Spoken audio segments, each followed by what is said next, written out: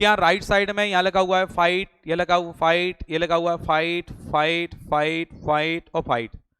तो मेन है, आप अगर इसका अर्थ समझना चाहते हो तो लेफ्ट वाला जो वर्ड है उस पर अपन को कंसंट्रेट होना पड़ेगा, उस पर ध्यान रखना पड़ेगा कि भैया ये क्या लिखा हुआ है। बात समझ में आ गई। अब जैसे मान लीजिए हम बात करते हैं सबसे पहले हाइग्रोफाइट। ये हाइग्रोफाइट जो है वो कैसी वनस्पति होती है?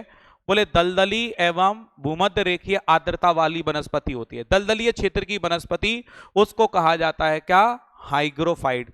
दलदलीय क्षेत्र की वनस्पति का मतलब ये हो गया कि कहीं पर आप समझ सकते हो कीचड़ वाली जो जगह है, मतलब इतना ज्यादा पानी भी नहीं है, मतलब थोड़ा बहुत पानी हो गया तो आप देखोगे वो कैसी भूमि हो जाएगी? दलदली हो जाएगी। मतलब इतना ज्यादा भी नहीं है कि बिल्कुल तालाब लबालब भरा रहे, इतना मतलब उसको बोल सकते हैं कि बिल्कुल जीरो के बराबर भी नहीं है और बहुत ज्यादा भी नहीं है। तो एक दलदली क्षेत्र की वनस्पति होती है। यानी कि आप ऐसा कह सकते हो कि कीचड़ में बोलते रहे कमल खिलता है ना, कीचड़ में कमल खिलता है, बोलते नहीं है? तो कीचड़ में कमल खिलता है, तो जो तुम्हें कीचड़ में जो भी किसी भी प्रकार की वनस्पति दिख रही है, बेल वगैरह दिख रही है, तो आप समझ जाइए वो क्या है, उसको बोल देंगे आप हाइग्रोफाइट।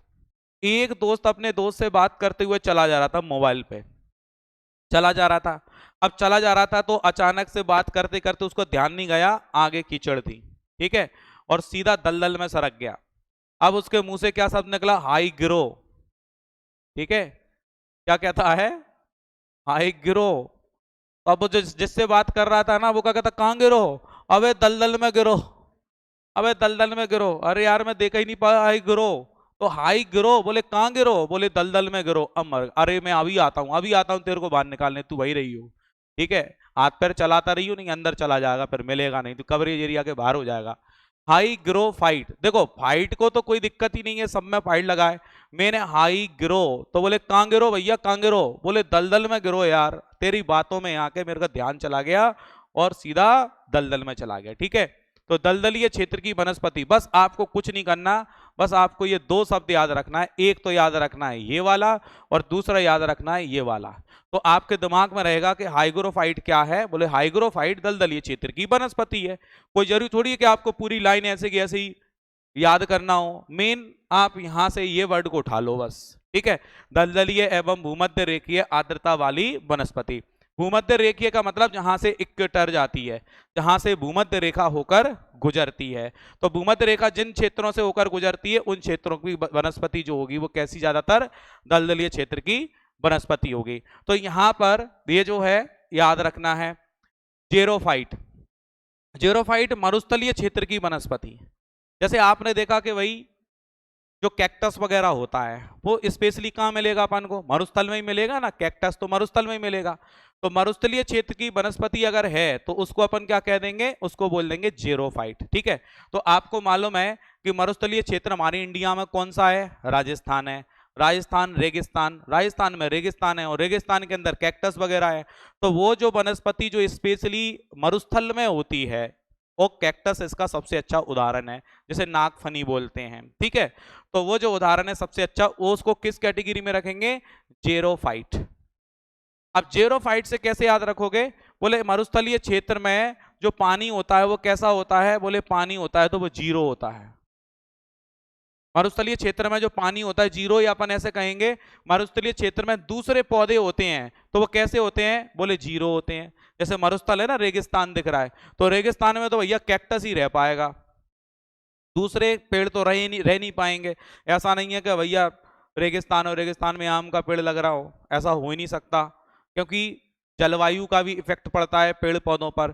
तो जेरोफाइट कैसी वनस्पति होगी? जेरोफाइट जो होगी वो मरुस्थलीय क्षेत्र की वनस्पति होगी, जो ज्यादातर रेतीला इलाका होगा, मरुस्थल वाला जो क्षेत्र होगा जहां पर बारिश बहुत कम होती होगी, ना के बराबर बारिश होती होगी, उन क्षेत्रों में उगने वाली जो वनस्पति होगी उसको कहा जाएगा क्या? जेरोफाइट। तो यहां पर जेरो को जीरो से याद करना है, जेरो को जीरो बना दो। ठीक है, और देखो इसका एक और अच्छा लॉजिक था, जहां तक है कि जो मरुस्थलीय क्षेत्र हमारे हिंदुस्तान में कौन सा है? राजस्थान है, और राजस्थान में भैया जीरा मिलता है। राजस्थान जीरा के उत्पादन में सबसे बड़ा राज्य है। तो जेरोफाइट से तो जीरा याद आ गया, जीरा कहाँ मिलता है? राजस्थान में। और राजस्थान कैसा क्षेत्र है? मरुस्थलीय है, तो ऐसे भी बोल सकते हो आप। देखिए हाइड्रोफाइट, अब यहां पर आपको एक चीज देखनी है, ये है हाई ग्रो और ये लिखा हुआ है हाइड्रो। तो हाईग्रो में और हाइड्रो में दोनों में अंतर है, ठीक है। तो हाइड्रोफाइट है तो जल प्लावित क्षेत्र की वनस्पति। जल प्लावित का मतलब जहां पर पानी भरा ही रहता है, जहां पर किसी भी प्रकार की पानी की कमी नहीं है। तो जल प्लावित क्षेत्र की वनस्पति, जैसे आप देखेंगे कि कोई झील है, उस झील के किनारे हमेशा कोई विशेष प्रकार की वनस्पति लगी रहती है। जहां पानी दिखेगा वहां दिख जाएगी। जैसे कि एक उदाहरण के तौर पर बेशरम, तो बेशरम ही होता है। तो बेशरम इसलिए बेशरम होता है कि उसको कितना ही काट काट के फेंको वो दोबारा वापस आ जाता है। पर वो बेशरम उस जगह हो जाता है जहां पर उसको थोड़ा बहुत क्या मिलता रहे, पानी मिलता रहे। थोड़ा बहुत ही पानी मिलता रहे तो हरा भरा बेशरम है। गर्मी में भी हरा भरा रहेगा क्योंकि बेशरम है इसलिए, ठीक है। तो यहाँ पर हाइड्रोफाइट कैसी वनस्पति है, बोले जल प्लावित। और एक और अच्छी बात है कि ये बोलते हैं ना प्रीफिक्स होते हैं, इंग्लिश के अंदर प्रीफिक्स होते हैं। तो प्रीफिक्स ही मान के चलो आप इसको। हाइड्रो जहां पर लग जाता है तो समझ जाइए कि जल की बात चल रही है। चाहे वो हाइग्रोमीटर हो, चाहे वो हाइड्रोमीटर हो, चाहे वो हाइड्रोफाइट हो, चाहे वो हाइड्रोपैथी हो। तो हाइड्रो हाइड्रो शब्द जहां लगता है वो कहीं ना कहीं आपको एक लिक्विड की ओर ले जाता है। ये प्रीफिक्स होते हैं, उनका कोई अर्थ होता है, तो वो अर्थ होता है वो कई जगह चलता रहता है। जैसे लॉजी, अब लॉजी का मतलब होता है अध्ययन, लॉजी का मतलब होता है अध्ययन। अब यहां भी लग गया है ना, साइकोलॉजी लग गया, मालाकोलॉजी लग गया, है ना, न्यूरोलॉजी लग गया। तो जहां भी लॉजी लग गया तो समझ जाओ उस फील्ड का क्या हो रहा है, अध्ययन हो रहा है। तो इस तरीके से यहां पर लिखा है हाइड्रो, देखिए यहां पर लिखा है हाई गिरो, बोले कहां गिरो, दलदल में गिरो। और हाइड्रो का मतलब जल प्लावित क्षेत्र। हाइड्रो का मतलब देखो, हाइड्रो का मतलब डरो, डरो, हाई डरो। क्यों डरो, कहां पे डरो, बोले जो जल प्लावित क्षेत्र है वहां पर जाने से डरो। जैसे आपको तैरना नहीं आता और बहुत ज्यादा भयंकर गहरा पानी है तो तुम्हें वैसे ही डर लगेगा। अब तुम्हें कोई बुला रहा है आजा आजा यार एक बार छलांग लगा दे, तो जिसको तैरना नहीं आता तो वो तो वैसे ही डर डर के पीछे ही खड़ा रहेगा, है ना। कोई बड़ा सा कुंड है और उसमें उसके दोस्त बढ़िया नहा रहे हैं और उसको बुला रहे हैं आजा तू भी कूद जा, तो क्या होगा, हाई डरो होगा, डरो डरो डरो डरो, तो हाइड्रोफाइट होगा। अच्छा, एक जो जिसको तैरना नहीं आता वो तो डर रहा होगा, बाहर खड़ा होगा, और जिसको तैरना आता है वो पानी में डरो होगा, वो आराम से पानी में डरो है, आ जा भाई तू भी नहा ले आ जा, वो डरो है, कहाँ डरो है, पानी में डरो है। लेकिन जिसको तैरना नहीं आता तो वो क्या कहेगा, अरे भैया जल प्लावित क्षेत्र में जाने से डरो। तो हाइड्रोफाइट अगर शब्द लग रहा है तो आप समझ जाइए जल प्लावित क्षेत्र है। हाइग्रोफाइट अगर शब्द लग रहा है तो समझ जाइए दलदली क्षेत्र की वनस्पति है। और जेरोफाइट लग रहा है जीरो वाला तो समझ जाइए मरुस्थलीय क्षेत्र की वनस्पति है। अब देखो यहां पे लगा क्रायोफाइट। क्रायोफाइट में टुंड्रा शीत प्रदान क्षेत्रों की वनस्पति। तो देखो यहां पर क्या होता है, टुंड्रा क्षेत्र की वनस्पति तो आपके एशिया में भी मिलेगी, अफ्रीका में भी मिलेगी। एशिया में भी है टुंड्रा क्षेत्र की वनस्पति, यानी कि यहां पर लिखा है कि टुंड्रा एवं शीत प्रदान क्षेत्रों की वनस्पति। तो टुंड्रा एवं शीत प्रदान क्षेत्र है, शीत प्रदान क्षेत्र लिखा हुआ है जहां पर कहीं ना कहीं सर्दियां खूब पड़ती हैं, माइनस में टेम्परेचर चला जाता है, तो वहां भी तो विशेष प्रकार के पौधे होंगे ही ना। तो आपको टुंड्रा और शीतकालीन ये दो शब्द को याद रखना है। अब कैसे याद रखोगे, देखो यहां लिखा है क्रायोफाइट, इस क्रायो को अपन को याद रखना है किराया, ठीक है। और टुंड्रा को याद कर लो भैया गुंडा है, ठीक है।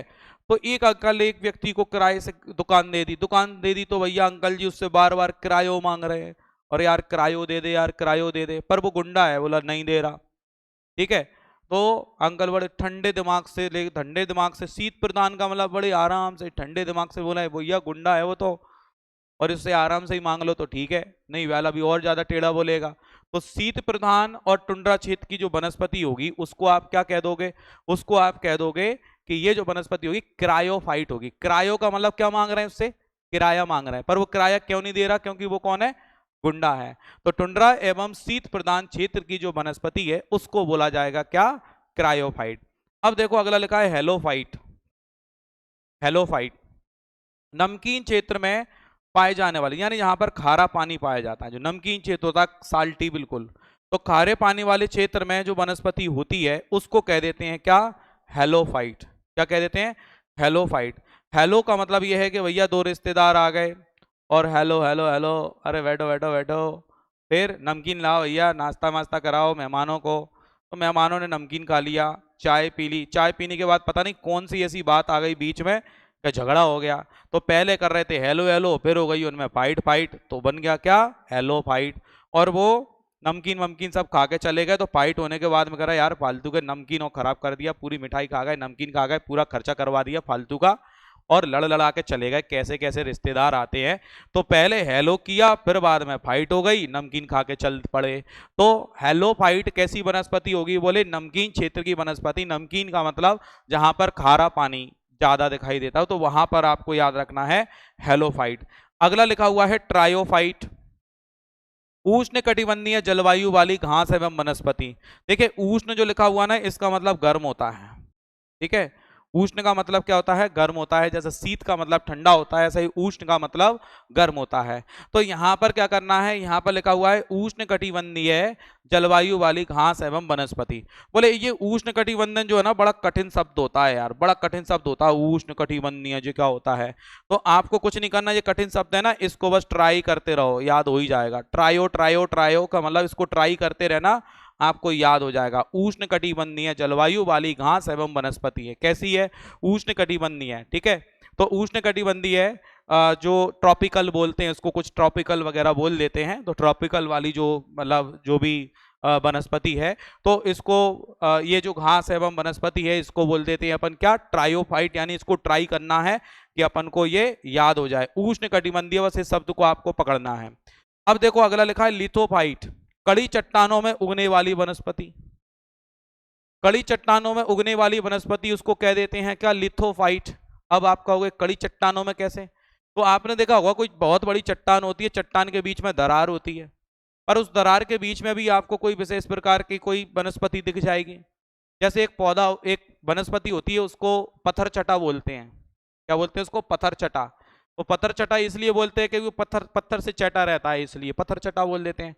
तो कई बार देखेंगे आप चट्टान है, चट्टान में जरा सा भी अगर दरार वगैरह है, तो वहां पर मतलब ऐसी वनस्पति को ज्यादा गहरी जड़ें ले जाने की जरूरत नहीं पड़ती है, बस उसको किसी ना किसी तरीके से जल का स्रोत उस पर पहुंच रहा हो, या बारिश के कारण उसके जो बीज वहां पे पहुंच गए हो, बारिश का पानी गिरा तो उसमें ऐसी ग्रोथ हो गई। ग्रोथ हो गई तो धूप से प्रकाश संश्लेषण की क्रिया के द्वारा ही उसको एनर्जी मिल रही है, क्योंकि चट्टान के अंदर भी हो सकता है उसने ऐसी जगह बना ली है कि उसको थोड़ा बहुत मिट्टी से भी कुछ पोषण मिल रहा हो। तो मेन है चट्टान में उगने वाली का मतलब ये नहीं है कि पत्थर में जो उगाएगी। चट्टान में उगने का मतलब पथरीला इलाका है और हल्की सी दरार भी है, तो वहां भी ये वनस्पति क्या हो जाती है? विकसित हो जाती है। तो आपको याद रखना है लिथोफाइट। अब लिथो से कैसे याद रखोगे? देखो इस लिथो को बना देंगे लिखो लिखो लिखो लिखो। क्या बोल देंगे? Litho litho litho. सोचिए अशोक जो है ना, वो अपना कोई भी मैसेज है ना, वो शिलालेख, आपने सुना होगा अशोक के शिलालेखों पर अपनी बातें लिखवाता था, है ना। अभिलेख है, शिलालेख है, स्तंभ लेख है। अशोक के लगभग 14 शिलालेख हैं 13 लघु शिलालेख हैं, 7 स्तंभ लेख हैं, 5 लघु स्तंभ लेख हैं। तो अशोक क्या करता था? चट्टानों पे लिखवाता था। तो अशोक थोड़ा सा तुतलाता था, तुतलाता था, तो कहता है दे दो दे दो, लिथो लिथो लिथो, जल्दी से लिथो, चलो यहाँ भी लिथो, ये वाली चट्टान पे लिथो, ये क्यों नहीं लिखा तुमने? Litho litho. तो वो क्या तुतलाता था, वो ये नहीं कह पाता था कि लिखो लिखो लिखो। वो कहता चलो यहाँ लिथो, ये दीवार पे लिथो, चलो तुम एक खंबे पे लिथो, खंबे पे लिथो लिथो लिथो। ठीक है, तो वो ऐसा कहता रहता था। कौन? अशोक। तो लिथोफाइट है। लिथोफाइट बोले कहाँ लिखवा रहा था? वो कहाँ लिखवा रहा था? कड़ी चट्टान पे लिखवा रहा था। तो आपको याद रखना है कि भैया कड़ी चट्टान में उगने वाली जो वनस्पति होगी उसको कहा जाएगा क्या? लिथोफाइट। ठीक है, तो मैंने आपको ये नाम बताएं, इसमें इतने नाम है। अगर आपने नहीं पढ़ा है तो स्वाभाविक है आप इनके आंसर नहीं दे पाओगे, पढ़ लिया तो आंसर दे पाओगे। कनेक्टिविटी ध्यान रखो। हाई गिरो, कहां गिरा? दलदल में, दलदली क्षेत्र की वनस्पति। जेरोफाइट यानी कि मरुस्थलीय क्षेत्र की वनस्पति, जहां पर दूसरे पेड़ कैसे होते हैं? जीरो होते हैं। ठीक है, या मरुस्थलीय क्षेत्र राजस्थान है, राजस्थान में जीरा मिलता है, तो उससे भी याद कर सकते हो। हाइड्रोफाइट जल प्लावित क्षेत्र। अगर आपको तैरना नहीं आता तो जल वाले जो क्षेत्र है बहुत ज्यादा, वहां पर जाने से डरो। क्रायोफाइट यानी टुंड्रा, यानी कि गुंडा जो है वो किराया नहीं दे रहा है, किराया मांग रहे हैं, तो ट्रायोफाइट हो गया। हेलोफाइट है, हेलो कर रहे हैं नमकीन क्षेत्र में, तो नमकीन यानी कि पहले तो हेलो हेलो करके मेहमान बैठ गए, बाद में नमकीन खा के चले गए, लड़ाई हो गई उनसे। ट्रायोफाइट है, तो इसको ट्राई करना है, उष्ण कटिबंधीय क्षेत्र की वनस्पति हो गई। और लिथोफाइट है, तो लिथोफाइट का मतलब अशोक कहता था कि भैया कड़ी चट्टानों में लिथो लिथो। ठीक है, समझ में आ गया?